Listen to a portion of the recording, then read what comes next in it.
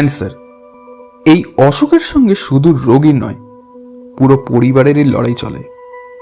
অজস্র ওষুধ, বিভিন্ন চিকিৎসা পদ্ধতি আর ক্যান্সারের শারীরিক ও মানসিক যন্ত্রণার জাতাকলে এই মৃত্যুমুখী রোগীদের শেষ সঙ্গী হয় অসহায়তা।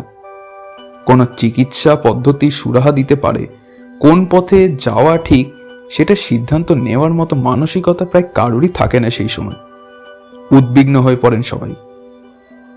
আসলে যত দিন যাচ্ছে এখন ক্যান্সার চিকিৎসায় নিত্য নতুন নানা প্রযুক্তি আসছে। সেই রকমই একটি আধুনিক চিকিৎসা হয়েছে চেন্নাই অ্যাপোলো হাসপাতালে, নাম প্রোটন বিম থেরাপি। সম্প্রতি 11 বছরের একটি শিশু হায়দ্রাবাদের বাসিন্দা, ব্রেন টিউমারে আক্রান্ত ছিল। এই অত্যাধুনিক চিকিৎসায় এখন টিউমার তার গায়েব।